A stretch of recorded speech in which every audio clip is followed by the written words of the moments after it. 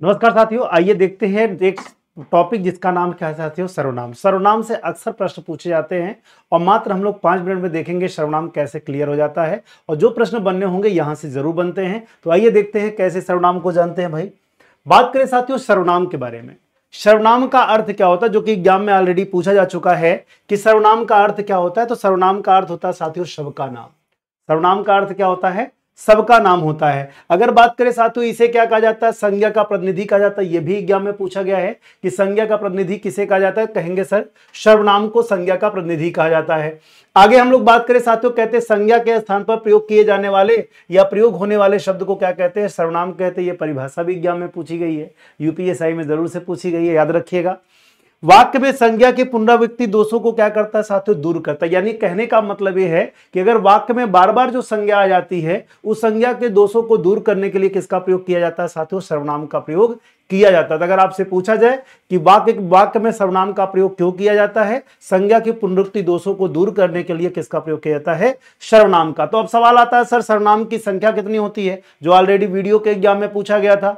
इसके अलावा यूपीएससी में पूछा गया कि भाई सर्वनाम की संख्या कितनी होती है। सर्वनाम की संख्या साथियों 11 होती है। कितनी होती है, 11 होती है। जबकि भेद की बात करें साथियों, भेद कितने होते हैं, 6 होते हैं। संख्या की बात करें, मैं होता है, तू होता है, यह वह, कोई, कुछ, कौन, क्या, जो, सो, आप, ये 11 सर्वनाम होते हैं साथियों। कितने सर्वनाम होते हैं, 11 होते हैं। बात करें साथियों भेद के बारे में। भेद की बात करें, नंबर 1 है पुरुषवाचक है, नंबर 2 निश्चयवाचक है, नंबर 3 अनिश्चयवाचक, नंबर 4 है संबंधवाचक, नंबर 5 प्रश्नवाचक, नंबर 6 क्या है, निजवाचक है। अच्छा, एक सवाल और भी आता है कि पुरुषवाचक सर्वनाम के कितने भेद होते हैं। तो पुरुषवाचक सर्वनाम के 3 भेद होते हैं। कौन कौन से होते हैं साथियों, उत्तम पुरुष होता है, मध्यम पुरुष और अन्य पुरुष।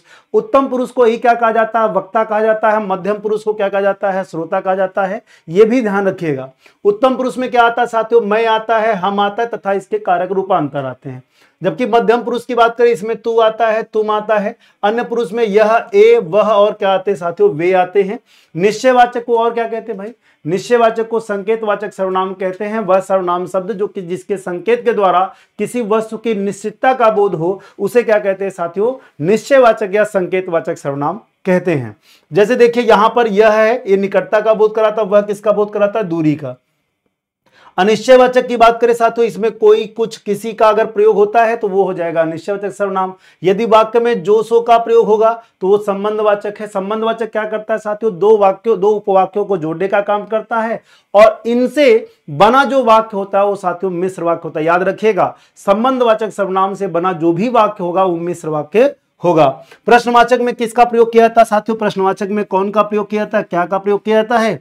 और निजवाचक सर्वनाम में स्वयं, खुद, स्वतः, आप आता है।